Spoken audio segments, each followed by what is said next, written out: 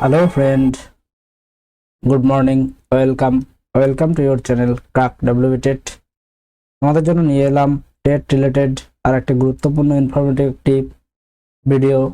তো আজকে আমরা ইবিএস এর পরিবেশ সংক্রান্ত যে সমস্ত আন্দোলনগুলি রয়েছে সেগুলি কিন্তু আমরা পূর্বের ভিডিওতে আলোচনা করেছি, এবং আজকে আমরা যেটি সম্পর্কে আলোচনা করতে চলেছি সেটি রয়েছে, তোমরা স্ক্রিনে যেমনটি দেখতে পাচ্ছ যে সেটি কিন্তু রয়েছে পরিবেশ সংক্রান্ত সমস্ত যে সমস্ত প্রোটোকলগুলি রয়েছে সেগুলি কিন্তু আজকে আমরা এই ভিডিওতে জানতে চলেছি।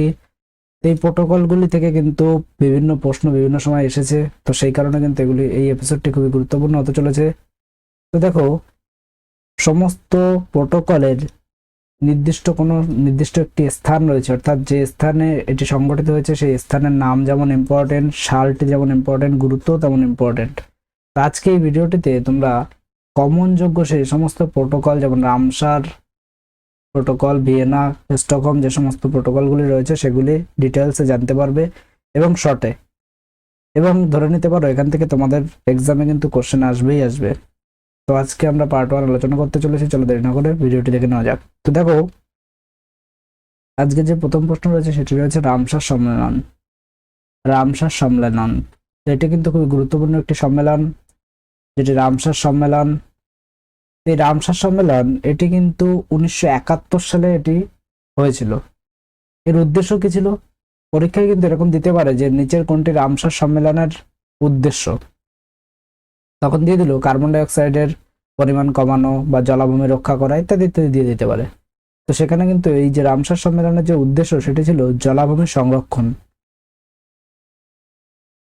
এখানে কিন্তু আমি সিলেক্টেড একদম পয়েন্ট আকারে নিয়ে এসেছি যাতে খুব সহজে তোমরা অ্যান্সারগুলো করতে পারো। তাহলে রামসার সম্মেলন সেটি হয়েছিল কিন্তু 1971 সালে। এটি কোথায় হয়েছিল? এটি হয়েছিল কিন্তু জলাভূমি সংরক্ষণের উদ্দেশ্যে এটি চালু করা হয়েছিল, এবং ভারত এই সম্মেলনে অংশ নিয়েছিল। ভারতে বর্তমানে 75টি রামসার সাইট রয়েছে। তাহলে ভারত কিন্তু এই সম্মেলনে অংশ নিয়েছিল, এবং ভারতে বর্তমানে কটি রামসার সাইট আছে? 75টি। এটি কিন্তু খুবই গুরুত্বপূর্ণ একটি তথ্য, যেটি তোমাদের জানতে হবে। নেক্সট দেখো, স্টকহোম সম্মেলন কত সালে হয়েছিল? স্টকহোম সম্মেলন সেটি কিন্তু হয়েছিল, যেমনটি দেখতে পাচ্ছ, 1972 সালে কিন্তু স্টকহোম সম্মেলনটি হয়েছিল। কোথায় হয়েছিল? Stockholm, Sweden. তাহলে সুইডেনের স্টকহোমে কিন্তু স্টকহোম সম্মেলনটি হয়েছিল। এর উদ্দেশ্য কি ছিল? উদ্দেশ্য ছিল আন্তর্জাতিক পরিবেশ সুরক্ষা। তাহলে স্টকহোম সম্মেলনের যে উদ্দেশ্য ছিল সেটি কিন্তু আন্তর্জাতিক পরিবেশ সুরক্ষা। এইগুলি প্রত্যেকটি খুবই গুরুত্বপূর্ণ, এবং এর পরে কিন্তু আমি তোমাদের কিছু অড টাইপের কিছু সম্মেলন করে দিচ্ছি, এগুলি কিন্তু কোনো না কোনো সময় কিন্তু টেটে এসে গেছে। তো সেই কারণে কিন্তু নতুনত্ব আসার চান্স থাকে, এবং পুরোনোগুলি অবশ্যই ইম্পর্টেন্ট। তো নতুনত্ব কিছু পরবর্তীতে রয়েছে ভিডিওতে স্কিপ না করে ভিডিওটি প্রথম থেকে শেষ পর্যন্ত দেখো। তো এখানে কি বলেছে? এখানের যে উদ্দেশ্য ছিল সেটি কিন্তু আন্তর্জাতিক পরিবেশ সুরক্ষা, এবং এর তথ্য কি ছিল? দেখো, নীতিমালা ছিল 26টি। স্টকহোম সম্মেলনের যে নীতিমালা সেটি কটি ছিল? 26টি, এবং সুপারিশ কটি? 109টি। এই সম্মেলনে ইউএনইপি গঠন করা হয়। এই সম্মেলনে 5ই জুনকে বিশ্ব পরিবেশ দিবস হিসেবে ঘোষণা করা হয়। তাহলে দেখে, এই সম্মেলনকে 5ই জুন বিশ্ব পরিবেশ দিবস আমরা সকলেই জানি, কিন্তু 5ই জুন বিশ্ব পরিবেশ দিবস। তাহলে কোন সম্মেলনে এটিকে ঘোষণা করা হয়েছিল? স্টকহোম সম্মেলনে। দেখো তাহলে কি জন্য গুরুত্বপূর্ণ, পরীক্ষায় তো এটি দিয়ে দিতে পারে যে কোনো মুহূর্তে। তো 5ই জুন আমরা জানি বিশ্ব পরিবেশ দিবস। এই 5ই জুন বিশ্ব পরিবেশ দিবস কিন্তু এই স্টকহোম সম্মেলনেই কিন্তু এটি ঘোষণা করা হয়েছিল, এবং এখানে নীতিমালা ছিল কটি? 26টি, সুপারিশ ছিল 109টি। ইউএনইপি, এই যে ইউএনইপির একটি ফুল ফর্ম রয়েছে। ইউএনইপির ফুল ফর্মটি কি হয়ে যাবে? ইউএনইপি এর ফুল ফর্ম নাম সেটিও কিন্তু পরীক্ষা আসতে পারে। তো ইউএনইপির যে ফুল ফর্ম সেটি রয়েছে কিন্তু United Nation Environment Programme. United nation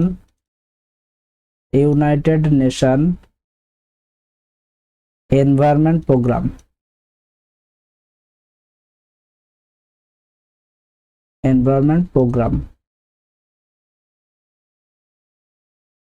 এটা কিন্তু খুব গুরুত্বপূর্ণ একটি বিষয় যে ইউএনইপির পুরো নাম কিন্তু পরীক্ষা দিতে পারে। তাহলে যে কটি জিনিস বললাম, যে নীতিমালা কটি, সুপারিশ কটি, এবং এটি কেন ইম্পর্টেন্ট? 5ই জুন বিশ্ব পরিবেশ দিবস হিসেবে ঘোষণা করা হয়েছিল, সেজন্য কিন্তু স্টকহোম সম্মেলন খুবই গুরুত্বপূর্ণ।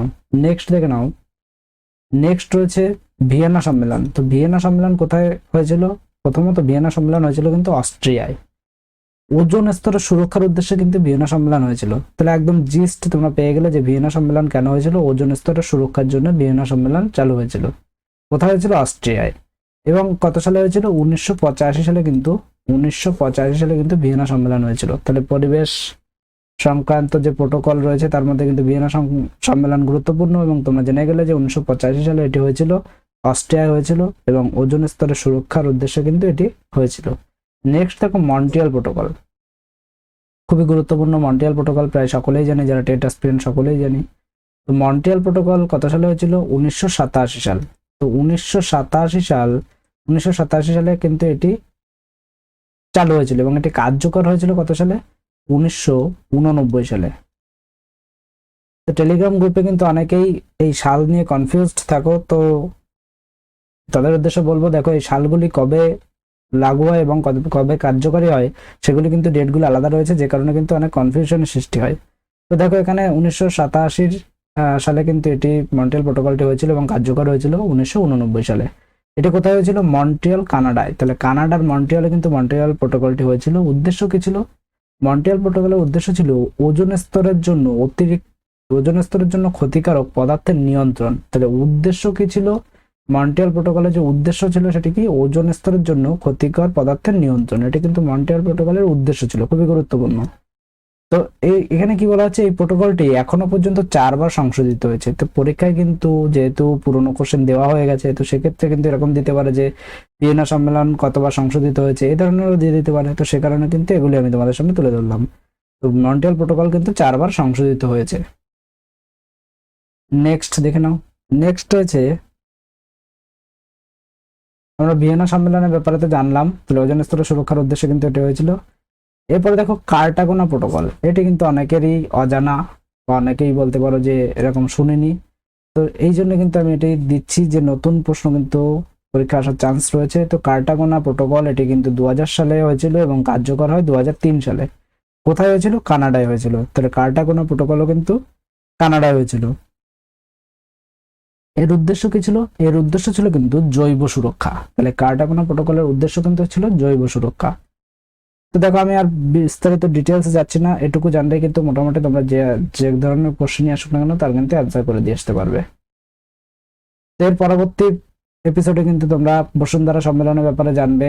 এছাড়া রয়েছে এজেন্ডা 21, কিয়োটো প্রোটোকল যেটা COP3 নামে জানি, COP25, নাওগ্রা প্রোটোকল, সবগুলি সম্পর্কে কিন্তু এর পরবর্তী এপিসোডে তোমরা জানতে পারবে। তো আজকে এই পর্যন্তই। ভিডিওটি ভালো লাগলে একটি লাইক করে দিও, বন্ধুদের মাঝে শেয়ার করে দিও। চ্যানেলে নতুন হলে চ্যানেলটিকে সাবস্ক্রাইব করে রাখো এই ধরনের আপডেট এবং প্রিপারেশনের জন্য। Thank you.